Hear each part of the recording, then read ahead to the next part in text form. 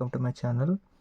మనం ఈ వీడియోలో ప్రాబబిలిటీ ఉంటుంది కదండి, ఇంటర్మీడియట్ సెకండ్ ఇయర్లోను ఫస్ట్ ఇయర్లో కూడా ఉంది. ఇప్పుడు ఆంధ్రప్రదేశ్ యొక్క ఎన్సీఆర్టీ సిలబస్లో అయితే కనుక ప్రాబబిలిటీ చాప్టర్ ఉంది.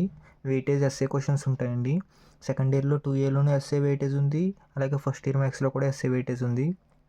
నేను ఎడిషన్ థియరం ఎక్స్ప్లెయిన్ చేస్తానండి ఈ వీడియోలో. ఎడిషన్ థియరం చాలా ఈజీగా ఉంటుంది.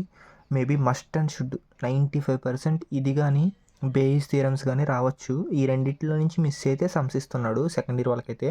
ఫస్ట్ ఇయర్ వాళ్ళకి కూడా సెకండ్ ఇయర్ వాళ్ళకి ఇంపార్టెంట్ కాబట్టి ఫస్ట్ ఇయర్ వాళ్ళకి కూడా ఇది ఆల్సో ఇంపార్టెంట్ అవుతుంది, ఎందుకంటే వాళ్ళ ప్యాటర్న్లోనే అప్లై చేయడానికి ట్రై చేస్తారు కాబట్టి. కొత్తగా ఎవరైనా చూస్తుంటే కనుక ఛానల్ సబ్స్క్రైబ్ చేయండి, ఉంటే కనుక వీడియోని లైక్ చేయండి. ఇంకా థియరం ప్రూఫ్లోకి వెళ్ళిపోతాం, ఒకసారి చూడండి. ఒకసారి ఎడిషన్ థియరం యొక్క స్టేట్మెంట్ చూడండి.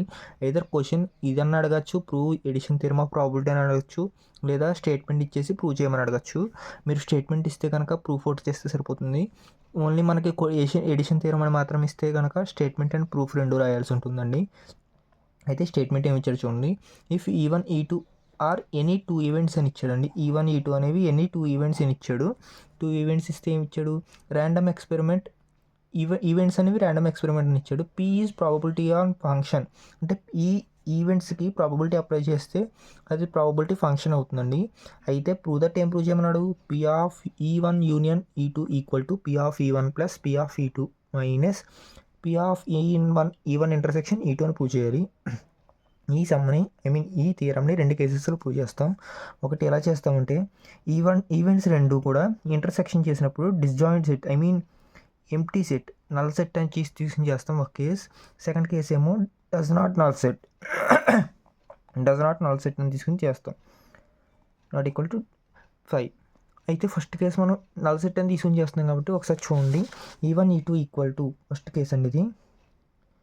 కేస్ 1లో E1 intersection E2 equal to null set అని తీసుకున్నాం కాబట్టి దీనికి ప్రాబబిలిటీ అప్లై చేస్తే బోత్ సైడ్స్ కూడా P of E1 intersection P of E2 equal to P of 5. P of E1 intersection P of E2 అంటే ఏం రాసుకోవచ్చండి, ఈక్వల్ టు 0. ప్రాబబిలిటీ అప్లై చేస్తే నల్ సెట్ కాబట్టి ఇది 0 అయిపోతుంది ఇది. అయితే దీని వాల్యూ మనకి 0 వచ్చింది కదా. ఆల్సో మనకి ఏం తెలుసండి, ఎగ్జామ్ ఆఫ్ యూనియన్ ప్రాబబిలిటీకి మీకు డెఫినేషన్ ఏంటంటేనండి, P of E1 union E2 equal to P of E1 plus P of E2 అవుతుందండి. అయితే దీనికి మనం -0 యాడ్ చేసుకోవచ్చు కదా. -0తో మనకు ప్రాబ్లం ఏం లేదు కదా.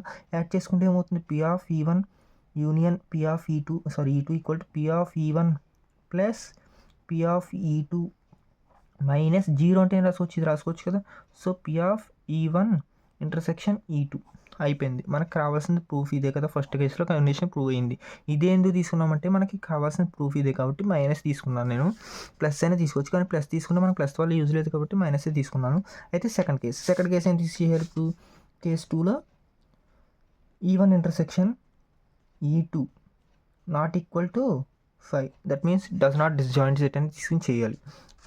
డస్ నాట్ డిస్జాయింట్ సెట్ అంటే ఏం తీసుకుంటాం, ఇప్పుడు చూడండి రెండు సెట్స్ ఉన్నాయి.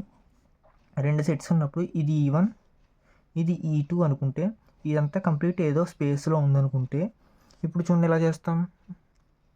ఈ కేసులో 3 కేసులు అప్లై అవుతాయండి. ఇదంతా మరి స్పేస్లో ఉన్నట్టు తీసుకుంటే E1 ఒకటి అవుతుంది, E1 ఇంటర్సెక్షన్ E2 అనేది ఇక్కడ ఉంటుంది కదా, ఇక్కడ ఒక కేసు అవుతుంది, E2 ఒక కేసు అవుతుంది. ఫస్ట్ కేసు ఏం తీసుకుందాం, E1లో ఉన్న ఎలిమెంట్స్ E2లోనూ ఉండవు, సో E2లో ఉండవు కదా, E1లో ఉన్న ఎలిమెంట్స్ E2లో ఉండవు. సో దాన్ని ఏం తీసుకుంటామంటే E1 ఇంటర్సెక్షన్ E2 కాంప్లిమెంట్ ఉండకూడదు కాబట్టి కాంప్లిమెంట్ అని తీసుకుంటాం. కాంప్లిమెంట్ అంటే E2లో లేనివి అని అర్థం.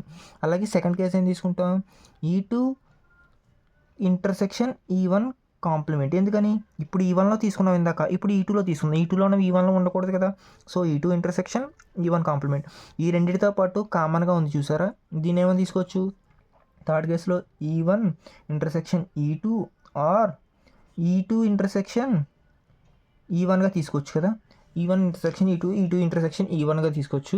అయితే మనం కామన్గా ఏం రాసుకోవచ్చు, ఇందాక రాసుకున్నాం. ఇక్కడ ఎలా రాసుకున్నాం, ప్రాబబిలిటీ ఎగ్జామ్ ఆఫ్ యూనియన్ దగ్గర నుంచి ఎలా రాసుకున్నాం, union E1 union E2 equal to అని చెప్పేసి అలా రాసుకున్నాం కదా. ఇప్పుడు E1 union E2 equal to ఏమవుతుందంటే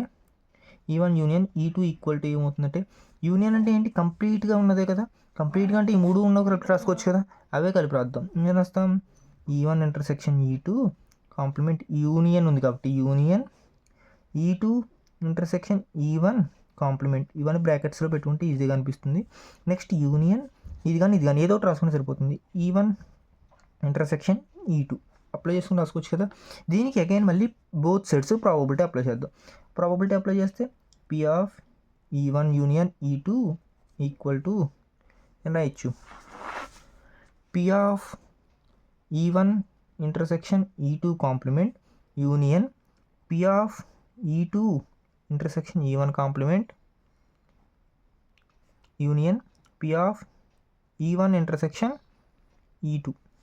ఒకటి గుర్తుపెట్టుకోండి, ప్రాబబిలిటీ అప్లై చేసినప్పుడు యూనియన్స్ కాస్త ఏమవుతాయి, ఎడిషన్స్ అవుతాయి. ఎందుకని ఇక్కడ నుంచి ఈ కండిషన్ నుంచి ఎడిషన్స్ అయిపోతాయి. ఎడిషన్స్ అయితే ఏమవుతుంది, ఎడిషన్ కింద రాసేసుకుంటాం.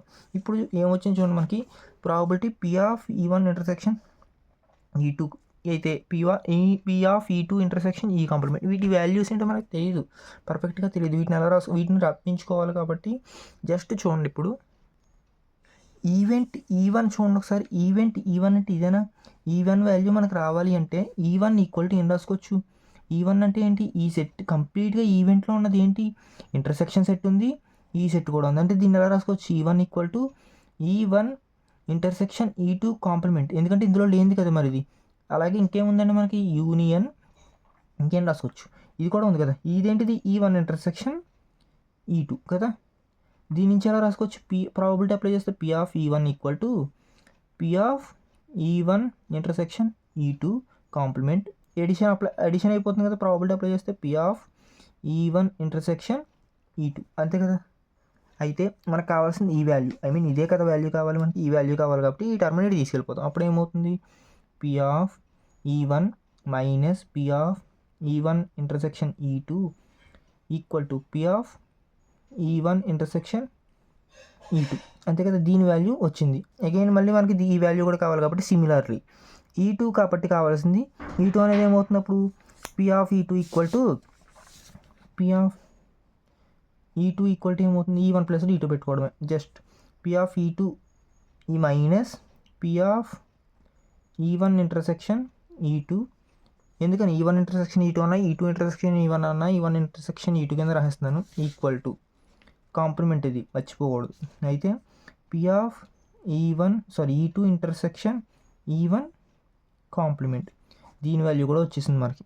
ఈ రెండు వాల్యూస్ని తీసుకెళ్ళి ఈ వాల్యూని తీసుకెళ్ళి ఇందులో పెట్టుకుంటే సొల్యూషన్ వచ్చేస్తుంది మనకి. చూడండి ఒకసారి, P of E1 union E2 equal to P of E1 intersection E2 complement అంటే ఏమొచ్చింది మనకి, చూడండి ఏమొచ్చింది, P of E1 minus P of E1 intersection E2 అదే కదా వచ్చింది.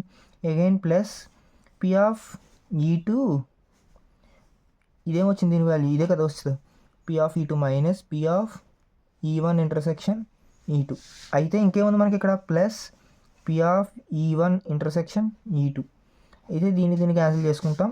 మనకి రిజల్ట్ ఇంకేం మిగిలింది, P of E1 union E2 equal to P of E1 plus P of E2 minus P of E1 intersection E2. ఇదే కదా మనం ప్రూవ్ చేయాల్సిన second case proof. So case 1లోను ఈక్వల్ టు 5గా తీసుకున్నప్పుడు ప్రూవ్ అయింది, డస్ నాట్ ఈక్వల్ టు 5గా తీసుకున్నప్పుడు ప్రూవ్ అయింది. సో ఇది ఎడిషన్ థియరం యొక్క ప్రాబబిలిటీ ప్రూఫ్. మీకు కంప్లీట్ మ్యాటర్ కావాలి అంటే కనుక మనకు ఆల్రెడీ టెలిగ్రామ్ అలాగే వాట్సాప్ ఛానల్స్ కూడా ఉన్నాయి. ఆ లింక్స్ డిస్క్రిప్షన్లో పెడతాను. ఎవరైనా జాయిన్ అవ్వకపోతే జాయిన్ అవ్వండి. కంప్లీట్ సమ్ యొక్క ఆన్సర్ సొల్యూషన్ అందులో ఉంటుంది, థియరం యొక్క ప్రూఫ్. ఇంకెవరైనా వీడియో లైక్ చేయకపోతే లైక్ చేసి ఛానల్ సబ్స్క్రైబ్ చేసి సపోర్ట్ చేయండి. Thank you for the watching.